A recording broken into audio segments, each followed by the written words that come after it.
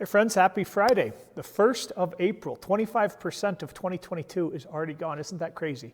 Hey, I'm Father Bill Hill, one of the priests at Holy Spirit Catholic Community in Rock Springs, Wyoming. It is nice to just take a moment and to pray with you today. I'll give you a daily reflection based on the daily readings. I invite you to click the link on the sidebar, read the readings prayerfully, and then turn off your screen. Spend some time with God. Two parish announcements. If you're a member of Holy Spirit, please take about 10-15 minutes and do the Disciple Maker Index. It's linked over on the sidebar. Second thing is, next Tuesday night, April 5th at 6 p.m., we have a communal celebration of the Sacrament of Reconciliation at Our Lady of Sorrows. We are sinners. We know this, and so it's good for us as a people to pray and to ask that God would forgive us as a people. If you can't make it next Tuesday, certainly would invite you Saturdays from 2 to 3:30.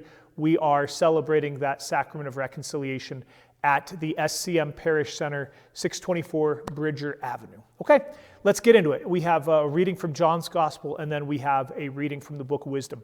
And certainly you know that Fridays during Lent, we especially kind of focus on the suffering of Jesus. At the end of John's Gospel, we hear that they attempted to arrest Jesus, but his hour had not yet come in this particular passage. What I find that stirs in me in this is this question of, is Jesus the Christ? Well, he can't be because he's not from Judea, and the Christ is going to come from Bethlehem. And here clearly this guy is from Galilee, right? And of course we know this because that would be explained to us in Luke and Matthew's Gospel of how he is a son of David through Joseph, and of course how he is born in Bethlehem because of the census. Here might be the prayer that you might want to pray today. And feel free not to. Feel free to say, Father Bill, I'll pass on this one. God always surprises us. God always exceeds our expectations. Whenever we think we understand God, that clearly is when God is so much beyond our comprehension and our understanding. Perhaps the thing to pray with today might be simply, okay, God, surprise me. Change my categories. Change my way of thinking. If you don't want to pray that, God knows that too. And maybe we would just pray, okay, God, I can't handle that today. I just need a few of those warm fuzzies. I need a little bit of presence. I need a bit of help today. Just kind of check in with the Lord, how it is that you're doing on this Friday in Lent on the 1st of April. Okay. That first reading from the Book of Wisdom, right? So this is written about 180, 150 years before the birth of Jesus. But we as Christians would see this as kind of a prophecy of the way that the wicked beset the just one, Jesus.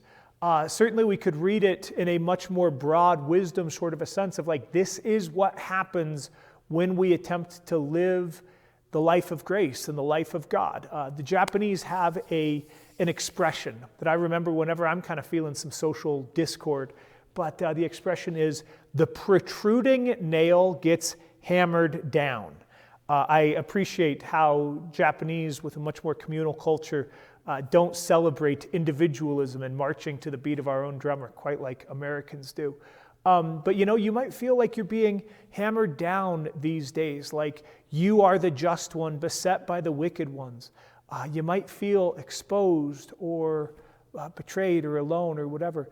And especially on a Friday, a couple weeks before Good Friday, a good time to connect with Jesus in his own experiences of isolation, betrayal, abandonment, loneliness, all of those things. So pray that reading from the Book of Wisdom. See what stirs within you. Okay, happy Friday. Most important thing, spend time with God's holy word. Spend time with God. Turn off those screens when you're done reading. Spend time with God. God bless, friends.